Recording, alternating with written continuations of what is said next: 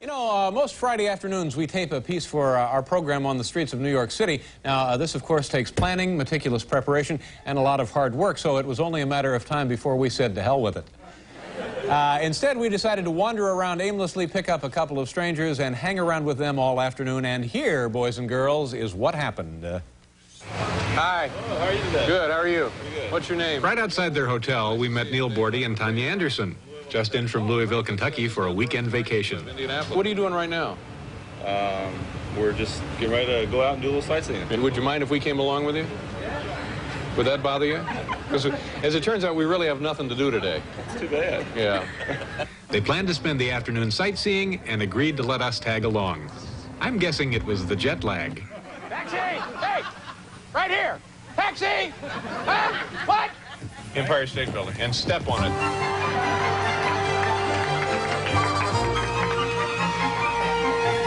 Nice view, huh? Yeah, yeah. That's the Lincoln Memorial over there. Yeah. Which one? Right over there. See those twin towers? That's Lincoln and his wife. Well, that's the Golden Gate Bridge. You can't see it because of the fog, but it's beautiful. You guys are blocking me. Oh, geez, my retinas, my corneas. This is going to look like something left over from the Patty Hearst kidnapping. Yes, there's memories that will last a lifetime of. Here's the card. This is going to your My parents, Peggy and Lyle, Lyle, Terrell. Peggy, and Terrell. And it says, New York is horrible, the people are nasty, the city is dirty, and everyone is very mean. Dave, how you doing? Good, Dave? how are you? I want you to meet some people, some friends of mine. All right. They're in town from Louisville. This is Neil and his girlfriend, Tanya. Neil, Tanya, why don't you come on in? Peach margaritas. Do you know about Trump Tower? A little. You just heard of it? And you know, Donald Trump's in the news all the Is he really? He just saved some... He's shoving people out of their homes. Yeah. We watched 60 Minutes a year ago.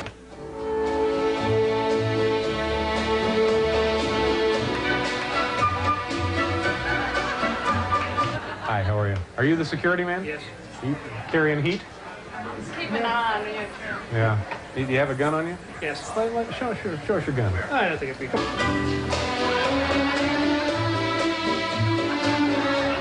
Let me pat you down. No, come on, no, come on it over. wouldn't Come be here. necessary. Come on over No, here. no. Let me just see if I can find where your gun is. Please. No.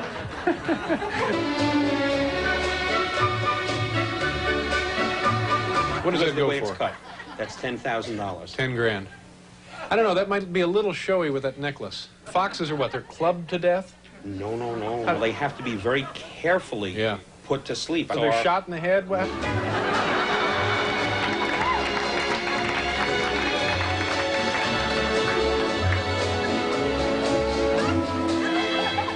Thank you very much. Go on in.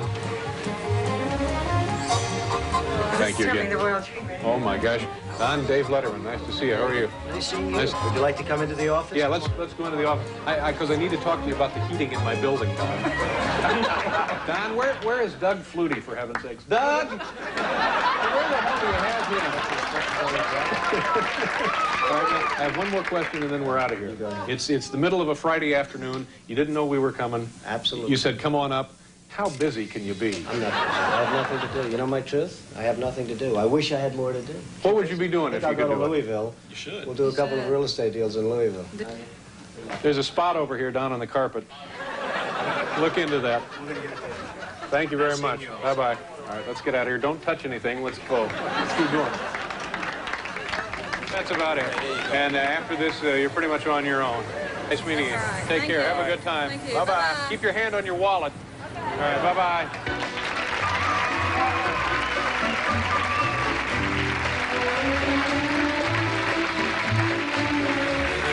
Very nice people from Louisville. We'll be right back with Mr. Wizard.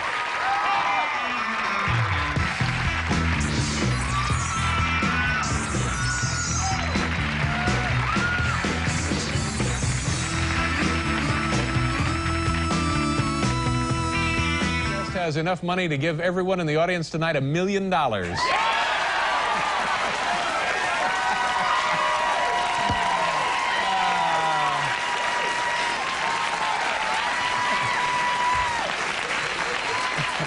Okay.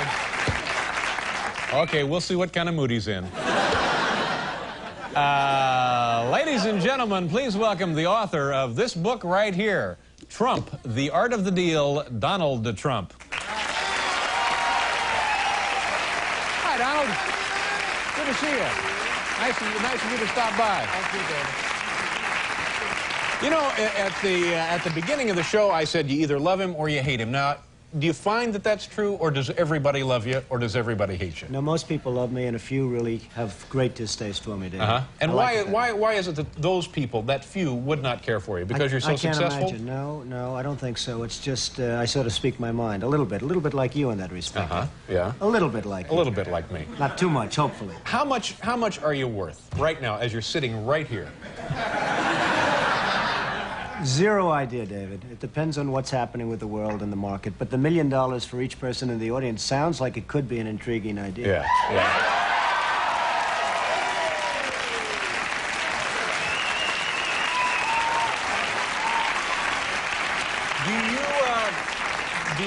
Do you make more money? You own casinos. How many casinos do you own? We have 4 casinos. 4 casinos in Atlanta? Paradise Island, Atlantic City, and it's really been very fabulous. Now, do you make more money from the casinos or more money in real estate development? Well, probably real estate in a sense, but real estate is an appreciation business, whereas the casinos are cash flow, and I don't know, I never really even think of it in those terms. I try doing a great job. I think we have the best hotel casinos in the world, and hopefully I have the best real estate in the world with Trump Tower and everything, and that's what I like. That's all right, now let's get back to the assessment of your wealth for a second. If you had to liquidate, if you just decided I'm going somewhere else, I'm going to live in a trailer, and you wanted to sell off, everything, you'd start with your real estate development, all of your real estate holdings, and whatever else you have, your casinos, so on and so forth. You sold everything. Right. How big would that check be that you put in your pocket when you headed west for the trailer? Well, I hate to disappoint, but I have zero idea, David. How come this seat is at such a low level? You know, I'm looking at him.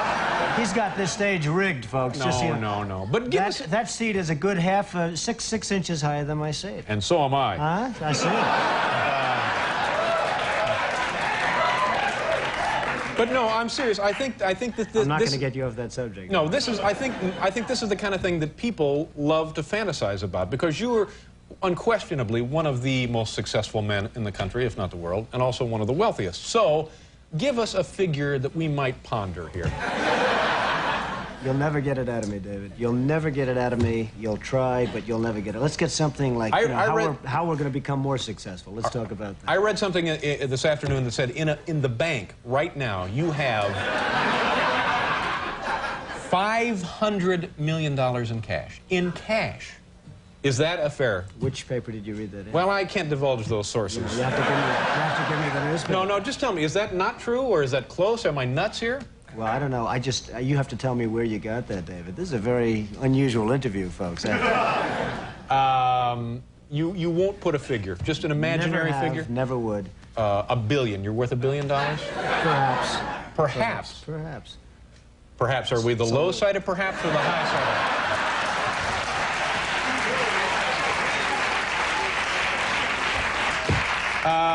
What were you like as a kid? What kind of childhood did you have? Well, I had a good childhood, wonderful parents, really good parents, and it was a good, solid childhood, I'd say. Very normal in a lot of respects, but a very, very solid childhood. Yeah. From the standpoint of family, you know. Are you a driven person? Do you jump out of bed in the morning and just... I don't think of myself as driven. I'm fortunate. I don't need lots of sleep like some people, and some people don't. I don't need that. I would say that I'm somebody that enjoys what I do, and I enjoy it so much that perhaps I do it well. But I really enjoy what I do. I don't like to think of myself as driven. I don't like to think of myself really as ambitious. I just enjoy what I do, Dave. Is what you do something you've always wanted to do? I know your father was and still is a real estate developer. My father was in the real estate business, and I've been in that and other businesses and different things. I like what I'm doing. I just enjoy what I'm doing. I love the real estate business, and I love the other businesses that I'm in. Could you have done it without your father as a support system, both emotionally and financially? Did he help you out when you were starting? The emotional was very important, and I learned a lot from my father, more than anything else. I learned a lot. My father was out in sort of a tough business in Brooklyn, Queens, rent-control property and various properties, and it wasn't a great business. It was a good business, and he was a solid guy and a bright guy. And I learned a lot from my father. And I think in terms of support, that would be the #1 thing that I got from my father. Have you had failures, big failures? Well, I don't look at failures as failures. I think a failure is something that you really want to learn by. I would say that I haven't had too many, and I want to keep it that way. I like keeping What's it the biggest bath you've taken on a deal? I don't know if I can answer it yet. I mean, let's see what happens. So far, I've been very fortunate. But, I mean, we've all been fortunate. Markets have been going up other than a few weeks ago. Now, did you get hurt in the stock market then? Not particularly, but I think everybody gets hurt because when you lose $1 trillion or whatever throughout the world, I suspect everybody's hurt indirectly. I'm in the real estate business. You sell apartments, you sell this, you sell that. Perhaps people don't have as much. Everybody gets hurt by that, David. Let me ask you one more of these silly questions, and I promise after we do the commercial, we'll go on to other topics. Then we're going to get serious, right? Well, I didn't say that. What would it take, what kind of a hit would it take to get your attention where you would maybe need a drink? Where somebody came in and said, Don, we got some bad news. Woo!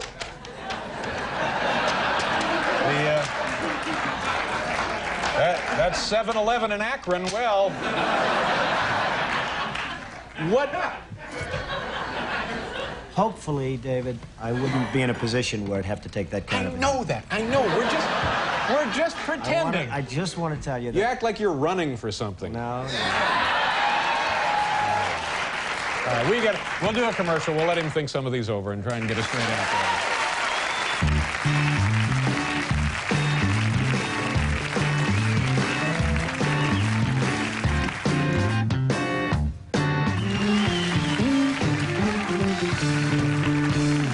Okay, Donald Trump is here.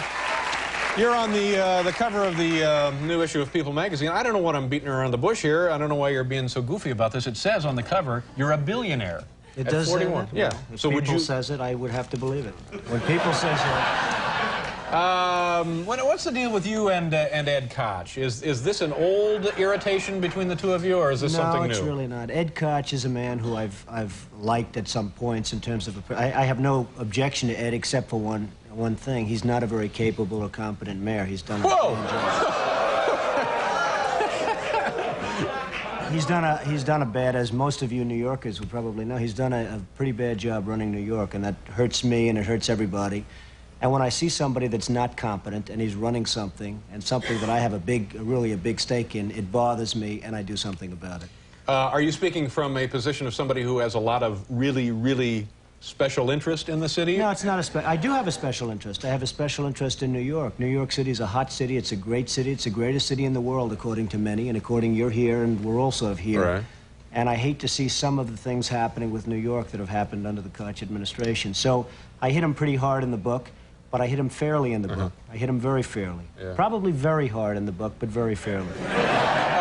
Is it kind of a pointless defense to say that this city is so big that it is actually unmanageable to a certain extent, and he's doing the best he can, sort of just tending it day to day? No, I don't think so. I mean, I hope that's never a defense of anybody. I did the Woolman skating rink in 4 months for $2 million or $2.5 million. They started 7 years before that and were unable to build it. I think they spent something like $15 million. This is a huge ice skating facility in Central Park, which the city was... 7 years. 7 years. 7 years, they could not get it open. They could not build it, yeah. And we did it in 4 months. So, you know, you say, hey, it's big and everything else, and give them a little bit more time, but the fact is, that's a disgrace. The zoos are a disgrace. The subways, the schools. But it's really, David, it's really management. It's management, it's competence, it's capability, it's just basic ability, and Ed Koch doesn't have it. Yeah, but you're speaking again from the over-the-fence in private enterprise. He's trying to run a municipal administration. It can be done. You think it could be done? Absolutely. By the right person, it could be done. Yeah. Any thoughts? I mean, would you want to be mayor of this city? No, I wouldn't want to be mayor. It'd run very well if I was mayor, but I would not want to be the mayor of New York. Is there something you do want? No, I just want to keep doing what I'm doing. I mean, I'm on your show, your fantastic show. You're a star in my book. Everyone's talking about... Yeah, I know. I appreciate that. We wrote all about David in the big book. Now, that's another thing. We came up to you that one afternoon, completely unannounced. We were in the lobby of the Trump Tower facility up the road there, and we just called up and said, can we come up and see Don? And they said, come on up. Absolutely. Now, how busy can you be? I'm not busy at all. But you That were was actually, a lot of fun, by the way. Yeah, it Your was fun. coming up was a lot of fun. And I must say, I thought that was very gracious of you to do, because obviously you got a lot better things to do than goof around with me. You're right. Yeah. And what about the, are people trying to draft you to run for president up in New Hampshire? Well, I guess a lot of people want to see this country. It's a shame what's happening. Japan, Saudi Arabia, Kuwait, everybody's taking advantage of the United States. People know that if certain people are running a country, that it won't happen. I mean, when you look at Japan, not paying for the defense, we're defending Japan. We're losing billions and billions of dollars. We're fighting for AIDS help and for farmers and for this and that. And it's a shame. And the Japanese folks, who I respect greatly, but they're not treating us fairly. They're really not treating us fairly. Kuwait, Saudi Arabia, they're not paying us anything for the services we're rendering, and I think it's a disgrace. And I think people look at certain people, and maybe me, if I were in a position, this country, believe me, would not be ripped off like it is. And it is just being ripped off so badly by our so-called allies. Yeah. So that's a pretty strong statement. So now, are you saying I don't think it's that... strong. I think it's fair. And by the way, I have tremendous respect for the Japanese. I do a lot of business with the Japanese. And they smile about it, too. They know it. The country is losing billions and billions of dollars to Japan, and we can't afford to lose. And it's a shame. But so now, are you saying this by way of indicating that you could do it better, and you do intend to run for president at some point? No, I'm not going to run for president, but I think somebody... Now, in 8 years, if you came back, would you have a different answer? In 4 years, I tend to doubt it. I really tend to doubt it. But I just think that there are so many ways that this country can straighten itself out, and we're not going about those ways. Cutting farm aid is not the appropriate thing. Cutting help for the homeless and help for the poor and welfare... Certain things can be done that really will mean big dollars to this country, and those things are not being done right now.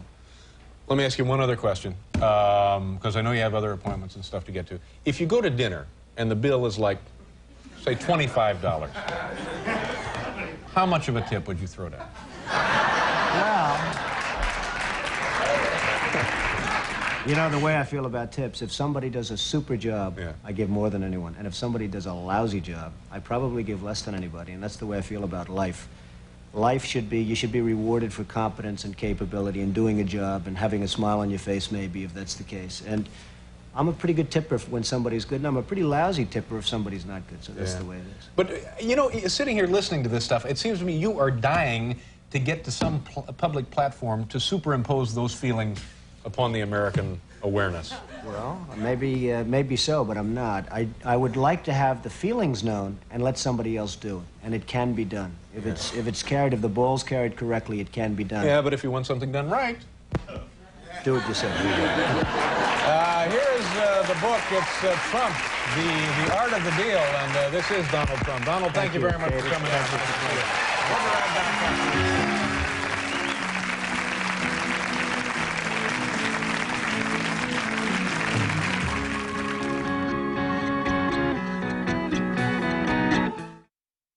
For 12 seasons, our next guest has broadcast the NFL Today with Brent Musburger. He is a man who knows the angles and the odds on everything from the White House to the Super Bowl. Folks, please say hello to Jimmy the Greek Snyder. Hi, Jimmy. How are you? Nice to meet you. Thank you. Thanks for being on the show.